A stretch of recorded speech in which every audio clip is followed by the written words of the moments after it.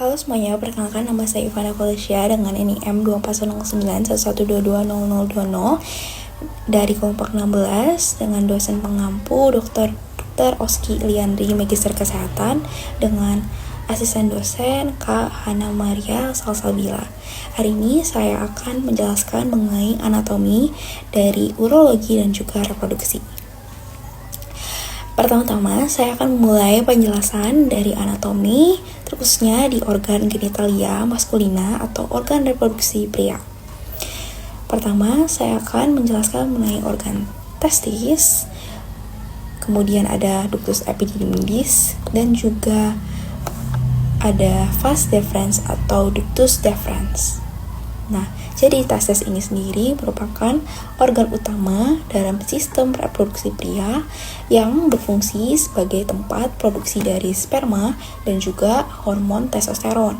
Testis ini terletak di dalam kantong skrotum yang letaknya itu di luar dari rongga abdomen untuk menjaga suhu lebih rendah dari suhu tubuh. Jadi di bawah suhu normal tubuh atau 36,5 derajat.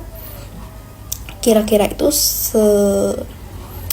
suhunya itu 34 derajat, jadi dia sedikit lebih rendah dari suhu normalnya tubuh, yang memang penting untuk keberhasilan dari proses spermatogenesis. Testis ini kemudian dilapisi oleh lapisan pelindung yang disebut dengan tunika vaginalis di bagian luar, yang terdiri dari lapisan parietalis dan juga lapisan visceralisnya. Di dalam testis terdapat tubulus seminiferus juga yang menjadi tempat berlangsungnya pembentukan dari sperma yang cukup kompleks yang melibatkan nanti sel-sel germinal dan juga sel-sel pendukung atau sel-sel Sertoli. Kemudian hormon testosteron ini juga berperan dalam pengembangan ciri fisik dari pria tersebut. Kemudian untuk struktur epididymitis, ini merupakan saluran yang melingkar, yang merupakan letaknya itu di permukaan testis yang berfungsi untuk menyimpan dan juga memantangkan dari sperma. Nah, untuk struktur dari epididymitis ini itu dibagi menjadi 3 struktur. Ada bagian caput atau kepala, kemudian ada bagian badan atau korpusnya, kemudian dia ada bagian ekor atau kaudanya. Epididymitis ini juga berfungsi untuk membuahi sel telur dan juga memberikan kemampuan motilitas. Kemudian sperma akan dialirkan melalui diproduksi tubulus seminiferus melalui dan dia akan menuju ke rete testis di bagian sini atau mediastinum testis, dan dia akan disalurkan ke ductus epididymitis.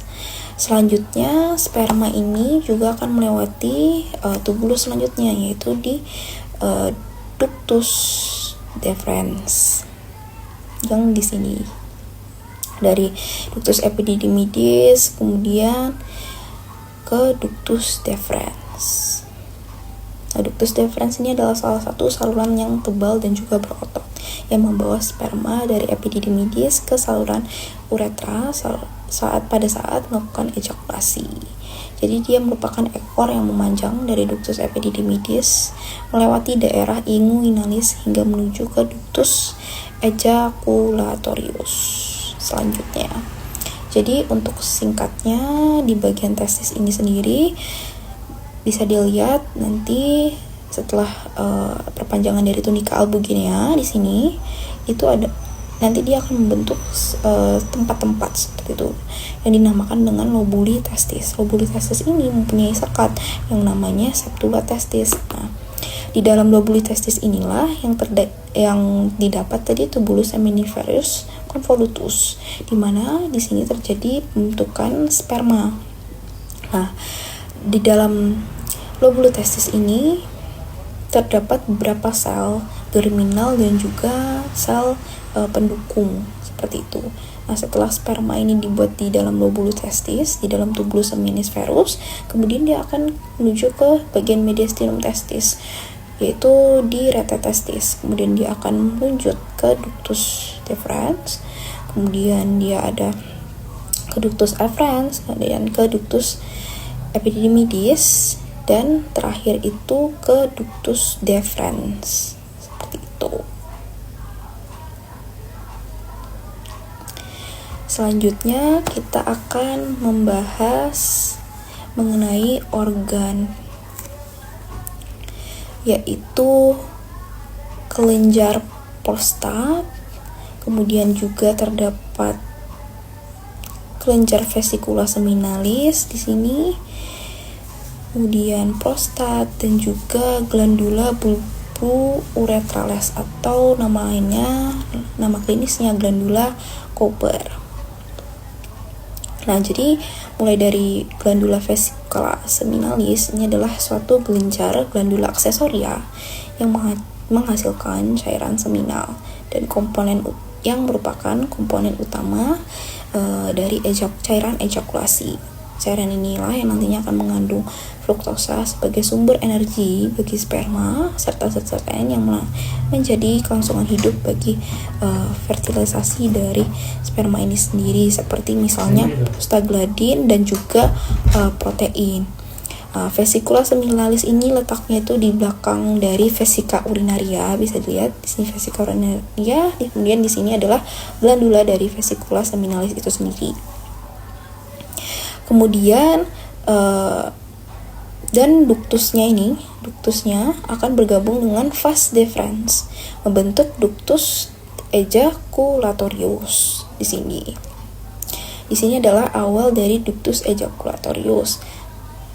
Nah, fungsi dari glandula vesicula seminalis ini sendiri itu sangat vital, yaitu menyediakan medium yang berpihak bagi sperma sehingga meningkatkan peluang terjadinya dari pembuahan atau fertilisasi. Selanjutnya yaitu kelenjar prostat. Kelenjar prostat ini adalah kelenjar yang bentuknya itu mirip seperti buah kemiri yang mengelilingi uretra pada bagian awal, tepatnya di bawah kandungan kemih atau vesika urinaria. Kelenjar inilah yang nantinya akan memproduksi kelenjar cairan prostat dan bersifat sedikit asam, serta kaya akan enzim juga, misalnya kayak zinc, untuk meningkatkan motilitas dari sperma itu tadi. Kemudian kelenjar prostat ini juga sebagian besar yang berpengaruh dalam volume cairan semen. Jadi dia membantu untuk mengencarkan cairan dari vesicula seminalis tersebut. Kemudian yang terakhir ini ada glandula bulbo uretrales atau glandula Cooper. Ini bisa dilihat di sini yang kecil dua ini. Ini adalah kelenjar kecil yang terletak di dasar penis. Jadi dia letaknya tuh di sebelah dari uretra. Kelenjar ini adalah yang nantinya menghasilkan cairan jernih yang berlendir dan berfungsi melumasi uretra dan menetralisir asam dari urin yang tersisa di uretra sebelum ejakulasi terjadi. Jadi bisa dilihat di sini ada vesika urinaria, kemudian di bawahnya di sini ada vesikula atau glandula vesicula seminalis yang nantinya akan bergabung menjadi ductus ejaculatorius. Kemudian di bawahnya yang bentuknya seperti kemiri ini adalah glandula prostata. Kemudian di bawah dari glandula prostata di sini juga ada glandula yang kecil, yaitu namanya glandula bulbo uretrales. Nah, di sini adalah gambaran dari glandula prostat. Di sini ada fibromuskular stromanya, kemudian ada zona transisinya, kemudian ada zona tengah dan bagian uretranya, zona periferal, dan juga bagian ampula dan glandula vesikula di sini. Nah, di sini juga merupakan gambaran dari letak glandula bulbo uretra kecil tadi. Kemudian di sini adalah gambaran dari kelenjar prostat, di mana dia letaknya nih tepat di bawah kandung kemih, leher kandung kemih atau vesika urinaria. dan yang panjang ini adalah uretra atau saluran kemih. Selanjutnya kita akan membahas penis atau organ eksternal dari pria yang bisa kita lihat dengan mata telanjang. Jadi penis ini berfungsinya ya sebagai organ pengeluar sperma. Dia itu ada dua korpus cavernosum yang letaknya secara kronologis itu di sisi dorsal dan satu korpus spongiosum di sisi ventral yang mengelilingi uretra. Jadi pada saat terjadi rangsangan seksual, arteri dalam jaringan ini akan membesar dan mengisinya itu dengan darah yang menyebabkan ereksi yang memungkinkan terjadinya penetrasi pada saat berhubungan seksual. Selain berfungsi sebagai keluarnya sperma, juga berfungsi untuk mengeluarkan urin karena dia sekaligus sebagai sistem dari urologi pria dari tubuh. Ini adalah gambaran dari penis. Di sini ada glans penis, ini adalah bagian kulitnya, kutis. Kemudian di sini ada bagian frenulumnya. Kemudian ada fascia penis superficialis dan juga fascia profundanya. Ini adalah ostium atau lubang dari uretra eksternumnya untuk mengeluarkan dari urin sekaligus juga sperma. Kemudian juga ada musculus otot-ototnya, musculus transversus perineus superficialis dan musculus ischiocavernosus. Kemudian di sini terlihat ada corpora cavernosa penis. Ini korpus spongiosum penis yang letaknya memang di bagian ventral. Cavernosa di bagian dorsal. Kemudian di sini ada bulbus penis, ada crus penis, adalah di bagian rektum, ada musculus sphincter acni externus. Kemudian di sini ini kita bisa membahas tentang skrotum. Ini adalah kantong kulit yang melapisi dari testis itu tadi, yang berfungsi memang untuk menjaga kestabilan suhu dari testis yang memang lebih rendah dari suhu tubuh. Jadi ini fungsi dari skrotum ini memang sangat esensial bagi berlangsungnya proses spermatogenesis yang optimal supaya prosesnya spermatogenesisnya tidak terganggu.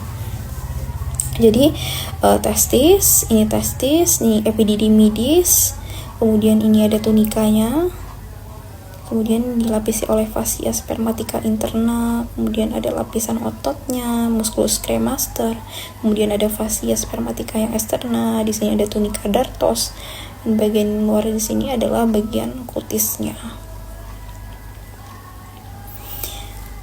Kemudian ini adalah jalur pesarafan dan juga vaskular dari organ genitalia maskulina, organ reproduksi pria, yang memang menyuplai darah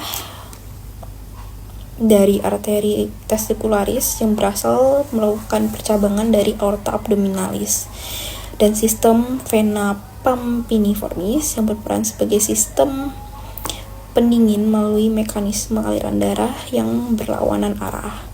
Saraf juga tadi ada saraf simpatis dan juga saraf parasimpatis yang berfungsi untuk melakukan pengaturan ereksi dan juga pengaturan dalam mengeluarkan cairan kemih. Seperti itu.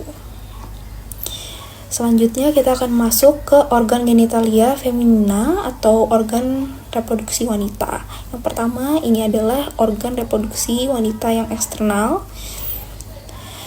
Pertama kita akan bahas mengenai vulva dan juga perineum. Di sini bagian-bagiannya ada labium minus, kemudian ada labium majus. Jadi sepasang antara labium minus dan labium majus ini. Kemudian dari labium minus ini akan membentuk suatu bangunan namanya glans clitoridis atau klitoris, bangunan klitoris. Kemudian di bagian sini adalah mons pubis yang merupakan batas dari organ eksternal feminina. Kemudian ada commissura di ujungnya ini, commissura labium anterior. Kemudian juga ada commissura labium inferior posterior di sini. Kemudian ini ada bagian dari anus. Kemudian di sini ada muara glandula vestibularis. Di sini ada ostium vagina atau lubang vagina. Kemudian ada vestibulum vagina. Kemudian ada muara dari ductus uretra nih di sini, saluran kencing. Kemudian ada ostium atau lubangnya uretra externum. Kemudian next kita akan bahas mengenai ovarium, uterus, dan juga sekaligus dari bagian vagina. Jadi mulai dari bagian vagina di sini, kemudian di sini ada fornix ya, fornix vagina yang lateralis. Kemudian kita akan masuk ke bagian cervix uteri atau leher rahim. Di sini terdapat juga otot-otot penunjang, misalnya ligamentum cardinale atau nama lainnya ligamentum McEnroe. Di sini juga terdapat ostium anatomicum uteri internum, kemudian isthmus uteri. Biasanya isthmus uteri pada wanita muda atau wanita yang masih belum mengalami kehamilan itu masih belum terlihat. Jadi yang terlihat jelas itu memang cervix atau leher dari uterus atau leher rahim. Kemudian di sini ada corpus uteri, dan di bagian atasnya yang melindungi seperti ini adalah fundus uteri. Dia letaknya di antara cornum uteri, kedua cornum uteri. Kemudian di sini adalah ostium uterinum tubae. Dia akan menuju ke tuba fallopi atau tuba uterina. Di sini adalah tuba uterina yang pars uterina. Kemudian di sini ada yang pars isthmus, dan paling besarnya itu namakan pars ampula. Nah, kemudian di sini masuk ke bagian infundibulum, pars infundibulum. Kemudian ada garis-garis nih, di sini terlihat garis-garis namanya plica tubariae. Dan kemudian di ujungnya ini terdapat fimbria. Nah, dan di sini lanjutan dari sini dinding uterus, ini kemudian ke ligamentum ovari proprium, penunjang dari ovarium. Kemudian di sini ada ligamentum suspensorium ovarii yang berisi dari arteri dan juga vena ovarica. Selanjutnya di sini adalah tampakan dari luarnya di bagian dari ovarium. Kemudian ada tampak depannya itu mesovarium. Kemudian ada ligamentum tadi penunjang. Ini adalah bagian dari ureter, corpus uteri, corpus luteum nih. Ini adalah fimbri, ostium abdominale, bagian infundibulum, ampula, isthmus, bagian dari fundus uteri, mesosalpinx di sini, yang juga menunjang dari tuba fallopi atau tuba uterina. Selanjutnya yang terakhir yaitu kita akan bahas mengenai kelenjar payudara atau kelenjar mame. Di sini batas-batas dari kelenjar mame itu terletak di kosta 2 sama kosta ke-6. Nah, dominannya kelenjar payudara pada wanita itu ya, itu terdiri dari fibrostroma dan juga lapisan lemak atau adiposa. Dan juga di sini terdapat otot-otot atau ligamentum penunjang dari kelenjar mame. Dan dia letaknya ini terletak di bagian depannya pectoralis major, caput stenocostalis, kemudian ada musculus pectoralis major di sini. Nah, kemudian dia letaknya juga di depan dari pulmo atau paru-paru. Di bagian luarnya terdapat areola mame, kemudian ada papila mame. Kemudian ada terlihat nih yang kuning-kuning jaringan lemaknya, kemudian ada lobulusnya, lobuli glandula mammariae, kemudian ada sinus sinus lactiveri atau ampulanya, ada ligamentum suspensoria mammaria, dan juga glandulae areolares atau Montgomery. Ini yang bintik-bintik di daerah areola. Ini adalah glandula areolares. Di sini juga terlihat otot pectoris major, serratus anterior, kemudian juga otot-otot abdomen. Di sini di bawah obliquus externus. Dan mungkin sekian dari kelenjar mame. Nah, sekian video penjelasan saya mengenai video anatomi dari organ genitalia maskulina dan juga organ genitalia feminina. Semoga bermanfaat dan terima kasih.